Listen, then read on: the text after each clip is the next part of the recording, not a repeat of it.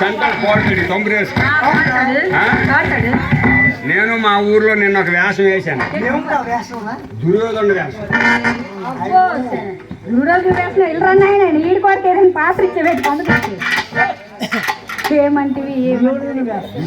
వేషం.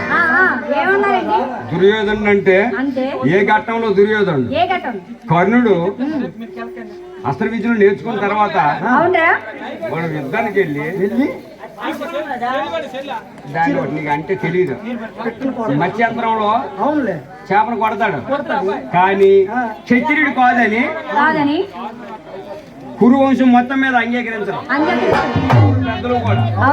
అప్పుడు దుర్యోధనుడు కర్ణుడిని పక్క నిలబెట్టుకొని క్షత్రియుడు అవునో కాదు నీకు అనవసరం, సగం రాజ్యాన్ని ఇస్తాను, వాడిని ఒక రాజుని చేస్తాను అని చెప్పి దుర్యోధనుడు ఏమంటాడు?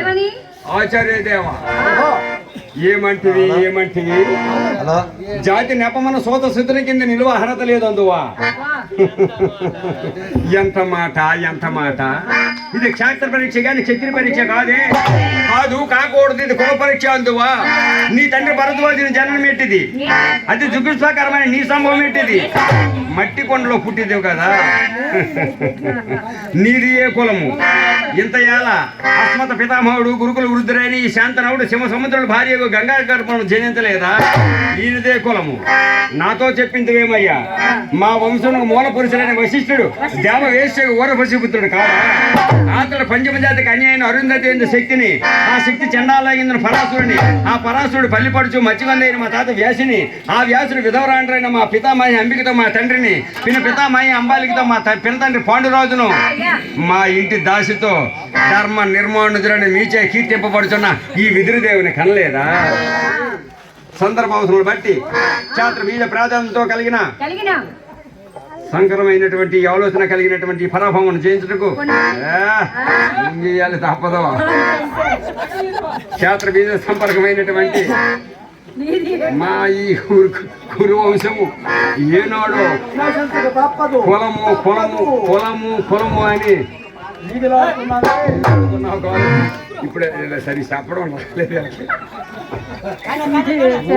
దుశ్శాసన ఏమిటిరా నీ పలుకులు?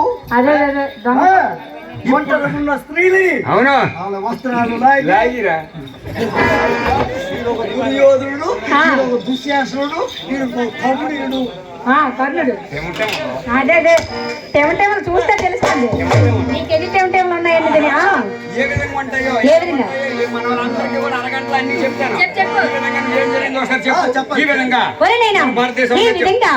అపూర్వ విరాస్తమని శిల్పములకు పుష్పల భరితం విచిత్రమైన రమణీయమైన ఉన్న ప్రదేశములకు పాప పరిహారం చేయబడిన నదులకు పుణ్యతీర్థములకు పుట్టిన భారతదేశమునైనా అటువంటి భారతదేశంలో సీత, సావిత్రి, ఐశ్వర్య, అహల్య మహాపతివ్రతలు కన్నది మన భారతదేశంలో. నువ్వు ఇంకో పతివ్రతను వదిలేసావు. ఎవరు? మా ఇంటి పక్కన ఉన్న పతివ్రత. మా ఇంటి పక్కన కాదు. ఎన్ని సంవత్సరాల నుండి మీ ఇంటి పక్కన నాకెప్పుడు కనబడలేదు. ఏ పతివ్రతనైనా నీకెప్పుడు కనబడద్ది? సాయంత్రం 6:30 7 మా ఇంటికి వస్తావు, 3:30 4 ఆటోతో వెళ్ళిపోతావు. మా పతివ్రత సంగతి నీకెలా తెలుస్తుంది? మా ఇంటి పక్కన ఉందో పతివ్రత రాజ్యలక్ష్మి అని. ఆవిడకి ఈ మధ్యని వెలుగు ఆఫీసులో ఉద్యోగం వచ్చింది. ఆవిడకే పిన్నల్లా నీలాగే ఉండేది. చక్కగా వ్యవసాయం పని చేసుకుంటుండే, అందరం కాపులం కాబట్టి వ్యవసాయం పని చేసుకుంటుండాలి. ఈ మధ్యని వెలుగు ఆఫీసులో ఉద్యోగం వచ్చింది. అమ్మ ఆవిడ నాయుడిగా చీర కట్టడమే రాదు. ఈ మధ్యన అఫీషియల్ టైప్ లో చీర కట్టడం మొదలెట్టింది. చీర కట్టేసి ఆవిడ నడుస్తుంటే ఆ బుచ్చలా పెట్టేసి ఆవిడ నాటక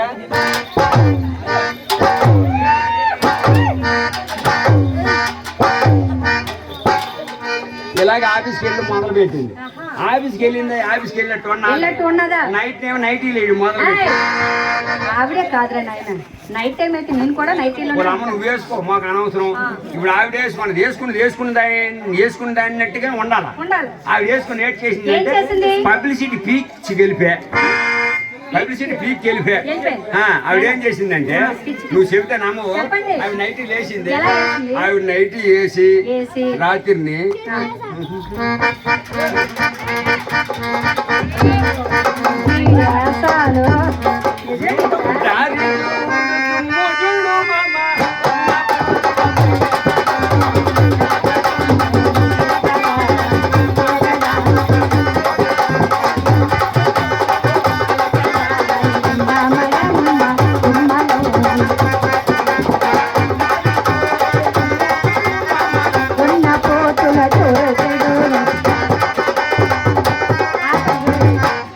బాధ ఏంటి అసలు నాకు అదేదో చెప్పండి. ఏంటి ఎంతమంది వచ్చినారు ఏనా మరి మా వాళ్ళు కాబట్టి నేను మిమ్మల్ని అడిగితే ఊరు చెప్తారా? ఇంకా ఆడి చెప్తాడు. ఉతికి సార్ ఆడికి ఎలాగొందంటే నాకేది అయిన తర్వాత ఆడికి అవుద్ది. నా ఫీలింగ్స్ ఉన్నాయి లేవో నాకైతే తెలియదు కానీ గోల్డ్ ఫీలింగ్స్ ఉన్నాయి. ఆడు ఆయాస మీద ఉన్నాడు. మా అన్నయ్య ముందు అయితే తర్వాత నాకు అవుద్ది. మరి ఆడికి అవ్వకుండా నేనేటి చేస్తాను. అమ్మోరు కోరు తీయక ముందు అవునరా మనం ఏంటి ప్రసాదం ఫోన్ చేస్తాను. ముందు నాకు అయితే కదా తర్వాత మీకు అవునవును బాబు ఇక్కడ ప్రసాదం గట్రా తేలేదు. నువ్వు తెల్లమొహం వేసుకొని చూడకు. ఈ ఊపు బొక్కలు ఏదైనా మాట్లాడుతాడు.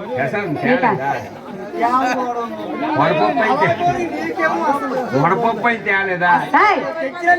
అటుకుల్లో అయితే తేలేదా? నిన్న రాత్రి ఇటుకి కొజ్జారం పంచాం కదరా. ఈడక కొజ్జారం వేపం అలా ఉండిపోయింది.